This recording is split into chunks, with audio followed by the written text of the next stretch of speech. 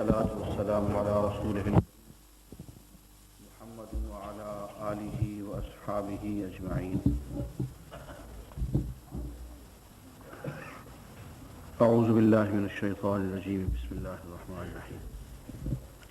وإن خفتم ألا تقسطوا في اليتامى فانكحوا ما طاب لكم من النساء مثنى وثلاث ورباع. عزیزان گرامی، السلام علیکم ورحمۃ اللہ وبرکاتہ. اس وقت ہم جو تلاوت سننے والے ہیں سورہ النساء، اس میں سب سے پہلے جو موضوع آ رہا ہے وہ انتہائی اہم موضوع ہے، مگر افسوس کہ اس پہ بہت کم لوگوں نے بولنے کی اور لکھنے کی جسارت کی ہے. اس پہ یہ موضوع ہے حضور اکرم صلی اللہ علیہ وسلم کی شادیوں کا. سب سے پہلے کثرت ازدواج، ایک بیوی سے زیادہ شادی کرنے کا مسئلہ جس کی اسلام نے اجازت دی. اور دوسرا مسئلہ جو اس سے بھی زیادہ اہم اور مشکل ہے وہ یہ کہ حضور اکرم صلی اللہ علیہ وسلم نے اپنی آخری عمر میں، جبکہ آپ کی عمر 54 سال تھی، اس وقت آپ نے چند خواتین سے شادی کی اور اس پہ مغرب کے مستشرقین نے اتنا شور مچایا ہے کہ سچی بات یہ ہے کہ اسلام کا راستہ روکنے کی کوشش کی ہے اور روکا ہے، اور اسلام کے خلاف بے حد پروپیگنڈا کیا ہوا ہے. اسی پروپیگنڈے کا اثر ہے کہ اس خبیث آدمی نے، سلمان رشدی نے، پوری ایک کتاب لکھ دی اور اس کا موضوع بھی تقریباً یہی ہے. اور زیادہ افسوس کی بات یہ ہے کہ اس موضوع پہ ہمارے علماء نہ بولتے ہیں نہ لکھتے ہیں. اب میں آج اس موضوع پہ تھوڑی سی گفتگو کروں گا. تفصیل کا تو وقت نہیں ہے، جسے تفصیل چاہیے وہ میری کتاب خطبات حرم میں اس موضوع پہ میرا ایک طویل مقالہ ہے، حضور اکرم صلی اللہ علیہ وسلم کی شادیاں اور اس کی حکمتیں، وہ پڑھ لیں. لیکن میں آج صرف چند باتیں عرض کروں گا.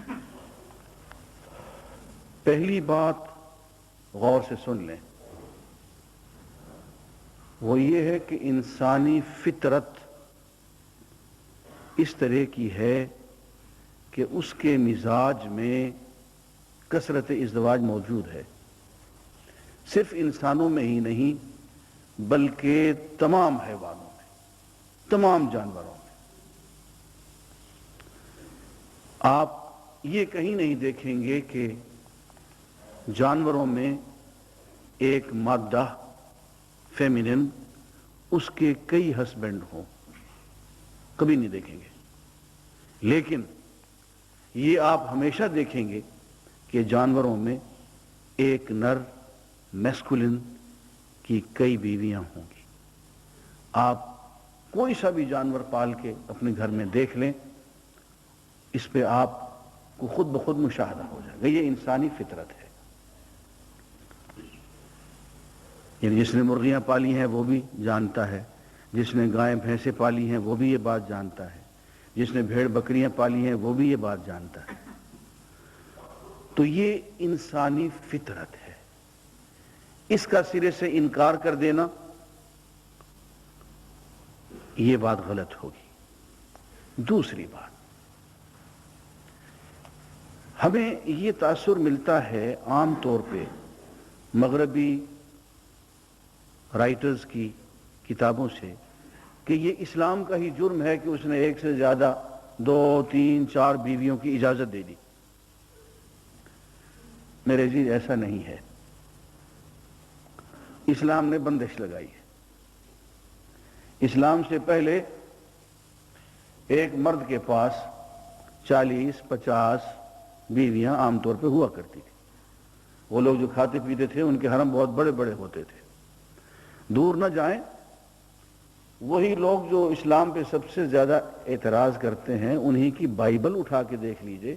اسی بائبل میں لکھا ہوا ہے کہ حضرت سلیمان علیہ السلام کے گھر میں 700 بیویاں تھیں. انہی کی بائبل میں لکھا ہوا ہے، ہمارے قرآن میں یہ لکھا ہوا نہیں ہے. انہی کی بائبل میں لکھا ہوا ہے کہ حضرت داؤد کے گھر میں 300 بیویاں تھیں. یہ جو ہندو مت والے اعتراض کرتے ہیں، یہ اپنی مقدس کتابیں اٹھا کے دیکھیں تو دیکھیں کرشن جی مہاراج کے گھر میں 18 بیویاں تھیں. تو ہمیں اعتراض دینے سے پہلے یہ لوگ اپنی مقدس کتابوں کو تو پڑھ لیا کریں، پھر ہم پہ اعتراض کیا کریں.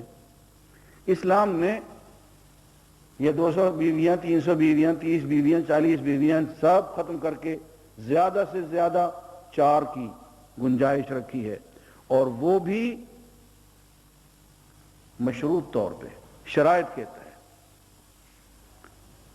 کہ اگر ضرورت ہے تمہاری یا کوئی مسئلہ ہے، سماجی مسئلہ ہو جاتا ہے بعض دفعے، تو پھر ایک سے زیادہ تم دوسری شادی کر سکتے ہو. لیکن یہ کوئی کھیل نہیں ہے کہ دوسری شادی کر لی پھر تیسری کر لی پھر چوتھی کر لی.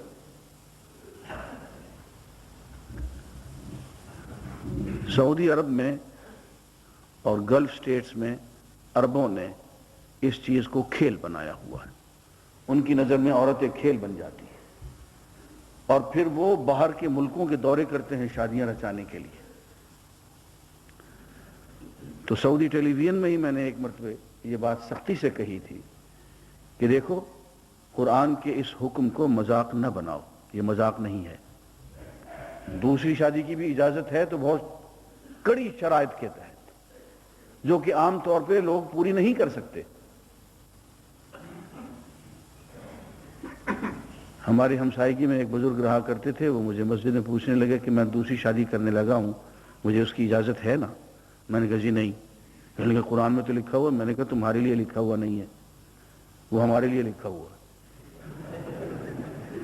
کہنے لگا جی وہ کیسے؟ میں نے کہا تم تو ایک بیوی کا بھی حق ادا نہیں کرتے ہو. میں جانتا ہوں تمہارے گھریلو حالات کو. جو شخص ایک بیوی کا حق ادا نہیں کرتا ہے، وہ دوسری بیوی اور تیسری بیوی اور چوتھی بیوی، کیونکہ کھیل ہے، کوئی مذاق ہے یہ. ایک بات تو یہ سمجھ لیں کہ اسلام نے پابندی عائد کی ہے. مثلا حضور کے زمانے میں بے شمار لوگ تھے، اور یہ بات اپنی جگہ پہ بہت سخت ہے، لیکن آپ نے اس پابندی کو نافذ کیا. اور بہت سے لوگوں کو جن کے پاس 4 سے زیادہ بیویاں تھیں، آپ نے ان کو مجبور کیا کہ صرف 4 سے زیادہ تم نہیں رکھ سکتے ہو. تو اسلام نے یہ پابندی عائد کی ہے کہ 4 سے زیادہ نہیں ہوگی، اور 1 سے زیادہ اگر ہوگی تو اس کی یہ شرائط ہیں. فرمایا وَإِن لَمْ تَعْدِلُوا فَوَاحِدَةٌ. اور دیکھو اگر عدل نہیں کر سکتے ہو تو پھر ایک سے زیادہ نہیں. اور یہاں عدل کی صورتحال یہ ہے کہ 1 سے بھی نہیں ہوتا. ایمانداری کی بات ہے، 1 سے زیادہ پہ کیا کوئی عدل کرے. ہم جس معاشرے میں رہ رہے ہیں اس میں نادر کوئی شخص ہوگا جو اپنے ماں باپ کے حقوق بھی ادا کرتا ہوگا اور بیوی بچوں کے حقوق بھی ادا کرتا ہوگا. ایک اہم میٹنگ ہو رہی تھی، اکاؤنٹنٹ جنرلز تھے، تو پوچھ رہے تھے کہ یہ ولی اللہ کون ہوتا ہے. تو کسی نے کچھ کہا، کسی نے کچھ کہا، کشف و کرامت کی بات چلی. تو میں خاموش بیٹھا، مجھ سے کہنے لگے یار تم بھی تو بتاؤ نا. میں نے کہا جی میری نظر میں ولی اللہ وہ ہوتا ہے جس کے ماں باپ راضی ہوں اس سے اور سسر ساس بھی راضی ہوں، وہ ولی اللہ ہوتا ہے. اب وہ کہنے کو ایک بات مذاق ان کو نظر آئی. میں نے کہا میں مذاق نہیں کر رہا ہوں، میں سنجیدگی سے بات کر رہا ہوں. وہ شخص جس کے ماں باپ اس پہ راضی ہوں اور ساس سسر بھی راضی ہوں وہ ولی اللہ ہوتا ہے. اس لیے دونوں طرف سے وہ حقوق و لباس پورے کر رہا ہوتا ہے. تو عزیزان گرامی، پہلی بات تو ایک اصولی بات ہے